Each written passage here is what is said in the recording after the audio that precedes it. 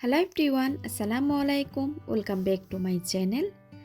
আজকে আমি আপনাদের সাথে পারফেক্ট একটা চকলেট স্পঞ্জ কেকের রেসিপি শেয়ার করব। এই চকলেট কেকটি খুবই সহজভাবে শেয়ার করেছি। আমার এই রেসিপিটা শুরু থেকে শেষ পর্যন্ত স্টেপ বাই স্টেপ ফলো করেন, তাহলে আপনাদের কেকও একদম পারফেক্ট হবে আর এতটাই সফট হবে। চলুন তাহলে রেসিপিটি দেখে নেওয়া যাক। কেকের বেসটা তৈরি করার জন্য প্রথমে আমি শুকনো উপকরণগুলো চেলে নিব।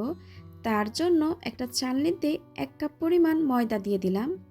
এখান থেকে 1 টেবিল চামচ ময়দা আমি তুলে রাখছি। এখন দিয়ে দিচ্ছি মালয়েশিয়ান কোকো পাউডার 2 টেবিল চামচ পরিমাণ। আপনারা এখানে যে কোনো ভালো ব্র্যান্ডের কোকো পাউডারটা ব্যবহার করতে পারেন। 1 চা চামচ দিয়ে দিলাম বেকিং পাউডার, 1 চিমটি পরিমাণ লবণ দিয়ে দিয়েছি। আপনারা চাইলে লবণটা স্কিপ করতে পারেন। এবার শুকনো উপকরণটা খুব ভালো মতো করে চেলে নিচ্ছি। শুকনো উপকরণটা খুব ভালো মতো করে চেলে নেওয়া হয়ে গেছে। এবার একটু স্প্যাচুলার সাহায্যে বা একটা হ্যান্ড হুইক্সের সাহায্যে শুকনো উপকরণটা খুব ভালো মতো করে মিশিয়ে নিতে হবে। আপনারা চাইলে 2 থেকে 3 বার চেলে নিতে পারেন। শুকনো উপকরণটা খুব ভালো মতো করে মিশিয়ে নেওয়া হয়ে গেলে এক সাইডে ঢেকে রেখে দিব। অন্য একটা পাত্রে রুমের স্বাভাবিক তাপমাত্রায় আমি 4টা ডিমের সাদা অংশ নিয়ে নিয়েছি, কুসুমটাকে আলাদা করে রেখেছি। এবার এখানে আমি 3/4 কাপ পরিমাণ চিনি দিয়ে দিয়েছি। চিনিটাকে আমি একবারে না দিয়ে 2 থেকে 3 বার দিব। একটা ইলেকট্রিক বিটারের সাহায্যে মিডিয়াম স্পিডে বিট করে নিচ্ছি। আপনাদের কাছে ইলেকট্রিক বিটার না থাকলেও হ্যান্ড হুইক্স দিয়েও করতে পারেন আপনারা। প্রথম ধাপে চিনিটা গলে যাওয়ার পর আমি দ্বিতীয় ধাপ চিনি অ্যাড করে দিচ্ছি। আবারও বিট করে নিব মিডিয়াম স্পিডে। আর শুরু থেকে শেষ অবধি আমি মিডিয়াম স্পিডে দিয়ে বিট করে নিব। 3-4 মিনিট বিট করলে দেখবেন এরকম সাদা ফোমই হয়ে এসেছে। ডিমের ফোমটা কিন্তু এখনো হয়ে যায় নাই, আরও কিছুক্ষণ বিট করতে হবে। যারা আমার চ্যানেলে নতুন এসেছেন প্লিজ সাবস্ক্রাইব করার জন্য অনুরোধ রইল।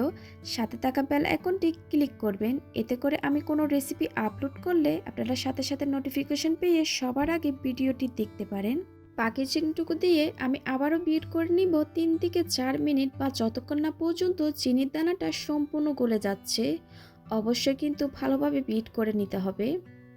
আমার এটা হতে 7 থেকে 8 মিনিট মতো সময় লেগেছে। কারো কারো ক্ষেত্রে আরও একটু সময় বেশি লাগতে পারে বা কম।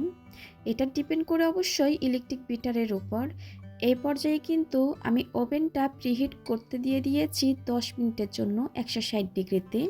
ডিমের ফোমটা হয়ে এসেছে। এখন দিয়ে দিচ্ছি কুসুম। আমি 3টা কুসুম দিচ্ছি, 4টা কুসুম দিই নাই।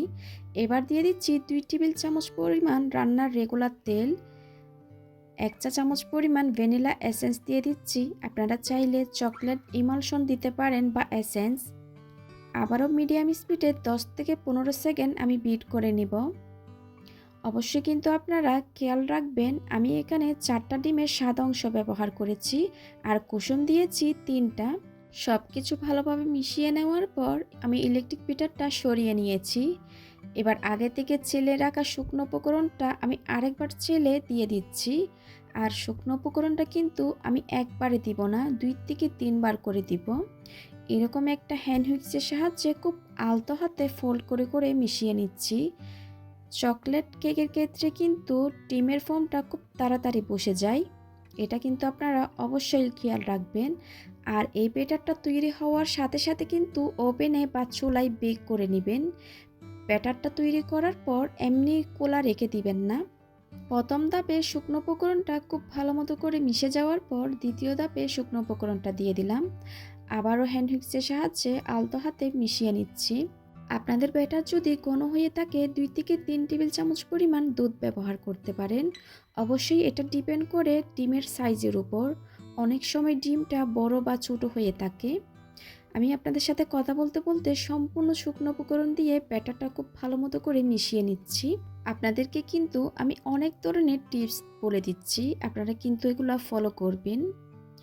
এবার একটু স্প্যাচুলার সাহায্যে ভালো মতো করে মিশিয়ে নিচ্ছি। ব্যাটারের ঘনত্ব কিন্তু এরকমই হবে। এবার এটাকে আমি একটা 8 ইঞ্চ মোল্ডে সম্পূর্ণ ব্যাটারটা ঢেলে নিব। একটু ট্যাপ করে আমি ওভেনে দিয়ে দিব 25 থেকে 30 মিনিটের জন্য। আপনারা চাইলে চুলায়ও বেক করে নিতে পারেন।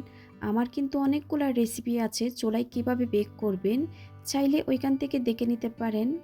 আপনাদের বোঝার সুবিধার্থে ডেসক্রিপশন বক্সে লিংক দিয়ে দিব, ওইখান থেকেও দেখে নিতে পারেন। আমি কিন্তু কেকটা 30 মিনিট পর ওভেন থেকে বের করে নিয়েছি। এখন কেকটা পুরোপুরি ঠান্ডা হয়ে গেছে। এবার মোল্ড থেকে আমি ছাড়িয়ে নিচ্ছি। গরম থাকা অবস্থায় কেকটা আপনারা মোল্ড থেকে ছাড়াতে যাবেন না, তখন কিন্তু অনেক বেশি সফট থাকে, কেকটা ভেঙে যাওয়ার সম্ভাবনা থাকবে। আমি ওভেন থেকে যেভাবে কেকটা বের করেছি, আমার কেকটা কিন্তু মোল্ড ভর্তি ছিল, একটুর জন্য চুপসে যায় নাই। আপনারা দেখেই কিন্তু বুঝতে পেরেছেন। এবার কতটা সফট হয়েছে আমি আপনাদেরকে একটু দেখিয়ে দিচ্ছি। আর অনেকেই বলে থাকেন কেকটা উপর দিক দিয়ে ভেজা ভেজা ভাব থাকে। আমার কেকটা কিন্তু উপর দিকে একদমই ভেজা ভাব নাই। এটা কিন্তু ভালোভাবে বিট করার কারণে এরকমই হয়েছে। এবার কেকটা আমি আপনাদেরকে স্লাইস করে দেখিয়ে দিচ্ছি। একটা ব্রেড ন্যাপ দিয়ে আমি কেকটা স্লাইস করে নিয়েছি। দেখুন কতটা সফট হয়েছে কেকটা। আশা করি আমার আজকের রেসিপিটা আপনাদের ভালো লেগেছে। ভালো লাগলে প্লিজ আমার চ্যানেলটা সাবস্ক্রাইব করবেন। আজকের মতো বিদায় নিচ্ছি। সবাই খুব ভালো থাকবেন। আল্লাহ হাফেজ।